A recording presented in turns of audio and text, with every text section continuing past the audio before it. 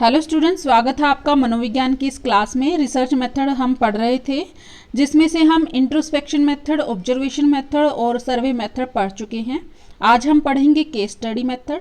तो class start करने से पहले वीडियो को शेयर कर दीजिए। आइए पढ़ लेते हैं। What is case study? Case study क्या है? Case study in depth investigation of a single person, group, event and community.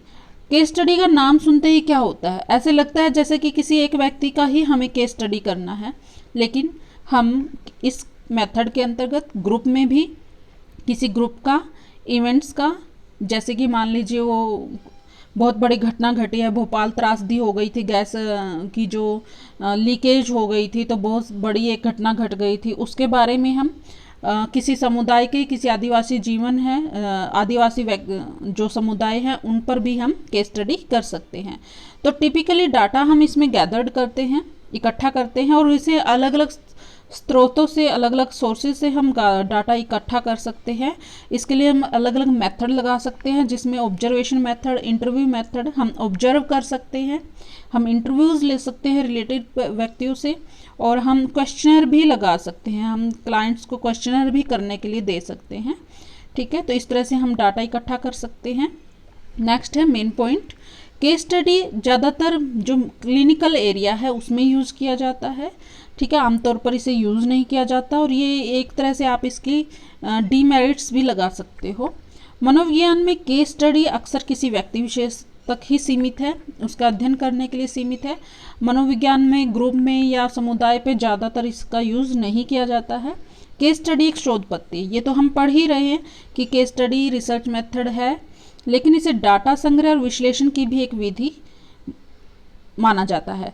क्यों माना जाता है? मान लीजिए आपको एक क्लास का अध्ययन करना है। क्लास में कम से कम मान लीजिए बच्चे हैं,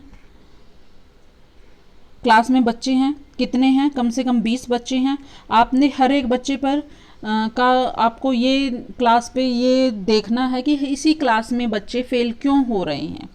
तो इस क्लास में क्या हुआ, बच्चे पिछली क्लास से आए हैं, तो पिछली क्लास से पास होते आ रहे हैं, लेकिन इस क्लास में आकर अटक गए हैं, तो आपको उन पे ये देखना है कि फेल क्यों हो रहे हैं। तो आप क्या करते हो? किसी बच्चे पे केस स्टडी लगा देते हो, किसी बच्चे पर ऑब्जर्व करके उससे डाटा कलेक्ट कर लेते हो, किसी बच्चे का इंटरव्यू आप ले लेते हो, इसी तरह से किसी बच्चे को क्वेश्चनर करके दे सकते हो। तो ये एक विधि है डाटा कलेक्ट करने की। ठीक है, हम अलग जो विधियां उनके साथ इसका यूज कर सकते हैं डाटा कलेक्ट करने के लिए। ऑब्जेक्टिव क्या है केस स्टडी के? केस स्टडी के वैसे तो बहुत सारे ऑब्जेक्टिव होते हैं, लेकिन मेन जो होते हैं वो क्या है कि diagnose and treatment of behaviour problem. जो व्यक्ति की है बिहेवियर प्रॉब्लम है कि कोई भी अजीब तरह का व्यवहार क्यों कर रहा है, तो हम उसे पहचानते हैं, डायग्नोज करते हैं, फिर पहचानने के बाद उसका उपचार करते हैं। ये इसका उद्देश्य है। दूसरा क्या है, केस स्टडी जब हम किसी की कर लेते हैं, क्लाइंट की कर लेते हैं, तो हम उसे बेहतर मार्गदर्शन दे सकते हैं और परामर्श भी दे सकते हैं। इसका क्या मतलब हुआ? गाइडेंस देना, मार्गदर्शन करना, कि हम उसे अच्छी सलाह दे सकते हैं। ठीक है, उसे परामर्श दे सकते हैं कि तुम ये काम कर सकते हो, उसकी केस स्टडी को जानने के बाद। ठीक है, ये इसके ऑब्जेक्टिव हैं। नेक्स्ट देखते हैं डाटा कंडक्ट। हमें क्या क्या डाटा इकट्ठा करना होता है केस स्टडी के लिए? ठीक है, केस स्टडी के लिए हमें क्या क्या डाटा कलेक्ट करना होता है? सबसे पहले तो हम क्या करेंगे, identify of the personal data. Personal data क्या होता है? नाम होता है, ठीक है, एज होती है, और क्या होता है, ब्लड ग्रुप होता है, और पर्सनल डाटा जो भी है वो सारा इकट्ठा करेंगे। कहाँ रहता है, क्या करता है, सब पर्सनल डाटा हम इसका इकट्ठा करेंगे। हेल्थ रिकॉर्ड जानेंगे, उसकी हेल्थ कैसी है, कोई बीमारी तो नहीं, या कोई लंबे समय तक बीमार रहा, अब ठीक हो गया है, या बीमारी अभी भी चल रही है, इस तरह से उसका हेल्थ रिकॉर्ड जानेंगे। फैमिली डाटा इकट्ठा करेंगे। फैमिली डाटा मतलब उसके घर में कौन कौन है और किस किस आयु के हैं, रिलेशन में उस क्या लगते हैं, और उसके साथ उनकी एडजस्टमेंट कैसी है। ठीक है, क्लाइंट की। हम सोशियो इकोनॉमिक स्टेटस जानेंगे उसका, कि उसके आर्थिक जो स्थिति है घर में कैसी है, घर चला भी पा रहे हैं या नहीं है, ऐसी स्थिति हम जानेंगे। ठीक है, मीडियम वर्ग से परिवार से आता है या अमीर परिवार से आता है, गरीब परिवार से आता है, हम सारा इसमें जानते हैं, इकट्ठा करते हैं। Level of intelligent and creativity, हम जानते हैं, ये जानने की कोशिश करते हैं कि जो क्लाइंट है, सब्जेक्ट है जिसकी हम केस स्टडी कर रहे हैं, उसकी इंटेलिजेंस कितनी है और क्रिएटिविटी कितनी है, और इसके लिए हम क्वेश्चनर लगाते हैं, टेस्ट लगाते हैं, ठीक है। और ये हम जब ये टॉपिक पढ़ेंगे उसमें हम इसके टेस्ट और क्वेश्चनर पढ़ेंगे, जानेंगे इनके बारे में, तो हम उनके लेवल का पता लगाते हैं। अलग अलग लेवल होते हैं ना सबकी बुद्धि का, कोई कम बुद्धि होती है, किसी में ज़्यादा इंटेलिजेंस होती है, किसी में कम होती है, क्रिएटिविटी भी सब में अलग अलग पाई जाती है, तो हम इस लेवल का पता लगाते हैं। एजुकेशनल रिकॉर्ड देखते हैं, उसने पढ़ाई कहाँ तक की, पढ़ाई में कैसा रहा था, एजुकेशनल, ठीक है। और क्लास में जब क्लास में अभी पढ़ रहा है तो उसका स्टूडेंट के अपने सहपाठियों के साथ उसका बिहेवियर कैसा है, या छोड़ दी पढ़ाई, क्यों छोड़ दी, किस वजह से छोड़ दी, हम ये सब कुछ जानने की कोशिश करते हैं। इसके बाद एरिया ऑफ इंटरेस्ट हम जानते हैं। एरिया ऑफ इंटरेस्ट मतलब उसकी रुचि किन चीज़ों में है, ठीक है। मान लीजिए आप किसी स्टूडेंट का कर रहे हैं, रुचि तो उसकी आर्ट्स में है और घर वालों ने उसको दिला दिया कॉमर्स, तो ऐसा भी एक कारण हो सकता है उसके फेल होने का। इसी तरह हम इंटरेस्ट जानने की कोशिश करते हैं क्लाइंट की। एडजस्टमेंट, वो घर में आप और स्कूल में उसकी एडजस्टमेंट कैसी है, अगर हम स्टूडेंट का कर रहे हैं। अगर हम किसी ऐसे व्यक्ति का कर रहे हैं जो स्टूडेंट नहीं है, तो उसके घर में या जहाँ वो काम करता है तो उसकी एडजस्टमेंट कैसी चल रही है दूसरे लोगों के साथ, ठीक है।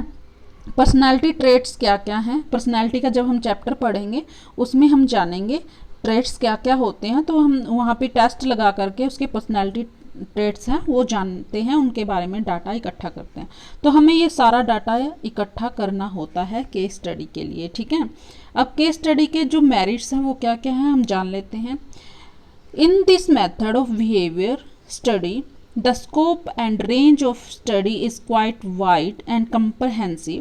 This make the result of the investigation or study more exact, objective, reliable and valid. क्या कहने चाह रही हैं ये लाइनें? ये लाइनें कहना चाह रही हैं कि बिहेवियर स्टडी का जो ये मेथड है, ये बहुत, इसका जो स्कोप है, एरिया है, जो रेंज है, वो बहुत ही वाइड है। हम क्या करते हैं, बहुत ही गहराई से इसमें अध्ययन करते हैं, जिसके कारण इसके जो रिजल्ट है इन्वेस्टिगेशन के वो ऑब्जेक्टिव होते हैं, रिलायबल हो जाते हैं और वैलिड हो जाते हैं, ठीक है। और the repo establish and the closeness receive में help the investigator to reach and search for the most secret and unconscious seated behavior of the subject. क्या कहना चाहता है कि जब हम ये केस स्टडी कर रहे होते हैं, क्लाइंट से बात कर रहे होते हैं, तो उसके साथ सबसे पहले तो क्या करते हैं, जो गुड रेपो एस्टेब्लिश करते हैं, क्लोजनेस बढ़ाते हैं उसके साथ, ताकि जो वो उसके ऐसी सीक्रेट बातें हैं वो हमें बता सकें, ठीक है। इस स्टडी में ये हम करते हैं। जब हम उनके साथ गुड रेपो स्टैब्लिश कर लेते हैं, हम उन्हें विश्वास दिलाते हैं कि हम उनकी मदद करना चाहते हैं और वो जो बातें हमें बताएगा हम किसी को नहीं बताएंगे, तो वो हमें अपनी बातें बताने को तैयार हो जाते हैं। ये इस केस स्टडी की मेरिट्स है, ठीक है। इसमें जो इन्फॉर्मेशन मिलती है केस स्टडी में, वो जो प्रॉब्लम चल रही है उसका सल्यूशन है जो और भी अच्छे से हम दे पाते हैं, ठीक है। नेक्स्ट देखते हैं। It provide quite a deep, intensive and overall investigation of the behaviour of the individual with respect of the past and the present. तो इसमें क्या कहना चाह रहे हैं ये लाइनें, इस इन्वेस्टिगेशन को जब हम बिहेवियर को स्टडी करते हैं, इन्वेस्टिगेट करते हैं बिहेवियर का, तो ये इतनी गहराई से हम करते हैं, करना पड़ता है इस इन्वेस्टिगेशन को, कि हम जो क्लाइंट है उसके पास्ट और प्रेजेंट को, जो उसका वर्तमान जीवन है और जो उसका बीत चुका जीवन है, उसको गहराई से अध्ययन करते हैं, ताकि जो इन्वेस्टिगेशन हो वो अच्छी हो, ठीक है, उसके जो रिजल्ट हो रिलायबल हो, वैलिड हो। The method can play an effective role in the proper identification, diagnosis and subsequent remedial work, adjustment and rehabilitation of the problem children, maladjusted or maladaptive personalities, emotionally or social disturbed individual, delinquent, criminal and antisocial persons by studying them thoroughly and individual cases. ये लाइनें क्या कहना चाह रही है, समझने की कोशिश कीजिएगा। ये मेथड एक इफ़ेक्टिव रोल अदा करता है। किस में रोल अदा करता है ये? उन स्टूडेंट का, सबसे पहले यहाँ तक पढ़ते हैं, जो समस्या वाले बच्चे होते हैं, जिनके साथ समस्या चल रही होती है, उन्हें दोबारा से उनकी जो हैबिट है जो चल है उन्हें दोबारा से अच्छे से चेंज करने के लिए, जो उनकी प्रॉब्लम वाली हैबिट है उनकी एडजस्टमेंट के लिए, ठीक है। इस प्रॉब्लम ये जो मेथड है वो बड़ा ही इफ़ेक्टिव होता है उनकी प्रॉब्लम को पहचानने में, उनको सॉल्व करने में। क्या प्रॉब्लम चल रही है? Maladjusted and maladapted personality, ऐसे व्यक्ति जो एडजस्ट नहीं कर पा रहे अपने समाज में, अपने परिवार में, उन पर ये केस स्टडी किया जाता है और ये बहुत ही इफ़ेक्टिव साबित होता है। इमोशनली और सोशली डिस्टर्ब इंडिविजुअल, वो व्यक्ति जो इमोशनली डिस्टर्ब हैं। इमोशनली डिस्टर्ब का मतलब क्या होता है? उन्हें यही नहीं पता होता कि हमें कब कौन सा इमोशन प्रकट करना है। कई व्यक्ति ऐसे होते हैं जो बहुत दुख की बात हो, जहाँ उन्हें दुखी होना होता है तो वो क्या करने लग जाते हैं? हंसने लग जाते हैं ज़ोर ज़ोर से। और जहाँ उन्हें अपनी खुशी व्यक्त करनी होती है, खुशी का माहौल होता है, तो वो क्या रोने लग जाते हैं ज़ोर ज़ोर से। तो वो एस्टैब्लिश नहीं होते हैं, मतलब डिस्टर्ब होते हैं इमोशनल तौर पर। सोशली तौर पर भी डिस्टर्ब होने वाले व्यक्ति भी होते हैं जो एडजस्टमेंट कर ही नहीं पाते हैं अपने समाज के साथ, अपने परिवार के साथ, ठीक है। उन पर भी केस स्टडी किया जा सकता है। क्रिमिनल है, उस क्रिमिनल है, एंटी सोशल पर्सन है, जिनका भी है। एंटी सोशल पर्सन कौन से होते हैं? जो उदंड मचाते रहते हैं, जहाँ उनका कोई रोल नहीं होता वहाँ भी जाके खड़े हो जाते हैं, लड़ाई झगड़ा करते हैं, समाज में अच्छे से नहीं रहते, क्रिमिनल है। उन पर भी केस स्टडी कर सकते हैं। और इन सभी पर केस स्टडी करने के बाद उन्हें उनकी जो प्रॉब्लम है, कहते हैं ना हर क्रिमिनल के पीछे कोई ना कोई कारण होता है, ठीक है, जिसकी वजह से कोई भी व्यक्ति क्रिमिनल बनता है या एंटी सोशल हो जाता है। तो उसे पहचानते हैं केस स्टडी के द्वारा, उनकी प्रॉब्लम को पहचानते हैं, फिर उनका उपचार करते हैं। तो ये केस स्टडी एक अच्छा माध्यम है उनकी प्रॉब्लम को पहचानने का और उनको दोबारा से समाज में एडजस्टमेंट करने के लिए, ठीक है। तो केस स्टडी बहुत ही अच्छा मेथड है यहाँ पर। अब डीमेरिट्स पढ़ लेते हैं। डीमेरिट्स क्या क्या है केस स्टडी के? जहाँ भी अच्छाई होती है किसी चीज़ की, वहाँ बुराई भी होती है, कमियाँ भी होती है, तो हम कमियाँ भी जान लेते हैं। There is no provision of studying the behaviour in a properly controlled laboratory like situation. इसमें क्या कहना चाह रही हैं ये लाइनें? कि जो यहाँ पे होती हैं केस स्टडी में, जो भी एक्टिविटी होती है, जो भी टेस्ट किया जाता है, टेस्ट लगाए जा रहे हैं या इंटरव्यू किया जा रहा है, कुछ भी किया जा रहा है, वो उसके लिए कोई भी कंट्रोल्ड लेबोरेटरी नहीं होती है, ठीक है। हम कहीं भी जो कर रहे हैं सिचुएशन में, मान लीजिए ऑब्जर्वेशन कर रहे हैं, तो हम उसे उस सिचुएशन को लैब में लेकर नहीं आ सकते, ठीक है। खास कोई भी व्यक्ति है खास सिचुएशन में खास व्यवहार करता है, तो हम उस व्यक्ति को लैब में लेकर आएंगे, फिर वो खास सिचुएशन क्रिएट करेंगे, फिर वो बिहेवियर करेगा। ऐसे हम नहीं कर सकते हैं, हम लैब में नहीं कर सकते हैं, क्योंकि जो ओरिजिनल बिहेवियर है वो ओरिजिनल जो सिचुएशन है उसी में बंदा करेगा, ठीक है। तो ये इसकी बहुत बड़ी प्रॉब्लम है। और यहाँ ये भी हम बात समझ सकते हैं कि अगर हम मान लीजिए लैब में ला करके उससे कुछ सिचुएशन क्रिएट करके उससे व्यक्ति के व्यवहार को जानने की कोशिश करते हैं, लेकिन अगले ही पल जब हम दोबारा उसको लेकर आते हैं तो वो अपने व्यवहार को चेंज भी कर सकता है, ठीक है। तो यहाँ पे सिचुएशन कंट्रोल नहीं होती है। और जब हम बाहर किसी व्यक्ति पे ऑब्जर्व कर रहे हैं या केस स्टडी कर रहे हैं, तो ऐसा होता है कि हर बार सिचुएशन अलग होती है, ठीक है, हर बार सिचुएशन अलग होती है। और जिस व्यक्ति व्यवहार जब कर रहा होता है, किसी मेन जो एक्शन हो रहा होता है वहाँ पे, उसके साथ साथ बहुत सारे और भी स्टिमुलस होते हैं वहाँ पर, ठीक है, तो हम उन्हें कंट्रोल नहीं कर सकते हैं। तो यहाँ पे ये जो मेन डिमेरिट्स है वो मेन है ये वाली। The field of application of this method is quite narrow and limited. It can only used properly for the investigation of the behavior of the problem children and antisocial or deviant personality. इसमें ये क्या कहना चाह रही है लाइनें, ये कहना चाह रही है कि जो फील्ड है इस मेथड को अप्लाई करने का वो बहुत ही नैरो है, लिमिटेड है, क्योंकि ये जो केस स्टडी मेथड है वो सिर्फ किस पे, जो समस्या वाले बच्चे होते हैं या एंटी सोशल तत्व होते हैं या ऐसी पर्सनालिटियाँ होती हैं जो कि समाज में एडजस्ट नहीं कर पा रही है, सिर्फ उन्हीं पर ही हम केस स्टडी करते हैं, अदरवाइज नहीं करते हैं। ये लिमिट है इसका एरिया।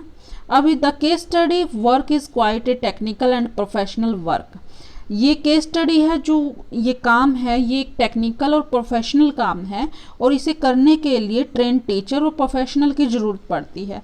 अगर ट्रेन टीचर नहीं है या कोई प्रोफेशनल नहीं है, फिर हाँ कोई भी इसको काम को केस स्टडी को करने लग जाए तो क्या होगा, we can not accepted the required objectivity, reliability and validity in the result of the study. तो हम स्टडी में जो रिजल्ट आएंगे उन पर रिलायबल नहीं कर सकते, वो वैलिडिटी उनकी कम हो जाती है, ठीक है, ऑब्जेक्टिविटी उनकी कम हो जाती है, ठीक है। जब उनको केस स्टडी को कोई प्रोफेशनल व्यक्ति नहीं कर रहा है या कोई ट्रेन टीचर नहीं कर रहा है तो कमियां आ जाती हैं रिजल्ट में, रिजल्ट रिलायबल नहीं रहता है, ठीक है।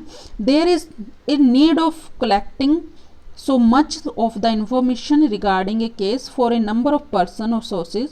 The work is quite extensive and comprehensive. अब ये यहाँ ये लाइनें क्या बता रही हैं, ये बता रही हैं कि इस केस स्टडी में जो होता है बहुत ज़्यादा डाटा कलेक्ट करना पड़ता है, जिसके कारण ये जो बहुत सारे व्यक्तियों को बुलाना पड़ता है, बहुत सारे सोर्सेज इकट्ठा करने पड़ते हैं, कोई पर्सन आए या ना आए, इस तरह से जो ये हो जाती है एक्सटेंसिव हो जाती है, ठीक है। ये केस स्टडी जो मेथड है एक्सटेंसिव हो जाता है, कंप्रहेंसिव हो जाता है, ठीक है। ये इसकी डीमेरिट्स हम पढ़ चुके हैं। तो आपको ये केस स्टडी कैसा लगा, क्या समझ आया या नहीं आया है, ये मुझे आप कमेंट में बताएंगे। और आपको ये क्लास कैसी लगी है, अगर आपको ये क्लास अच्छी लगी है तो आप लाइक कीजिए। आज के लिए इतना ही, नेक्स्ट हम करेंगे एक्सपेरिमेंटल मेथड। तब तक के लिए नमस्ते।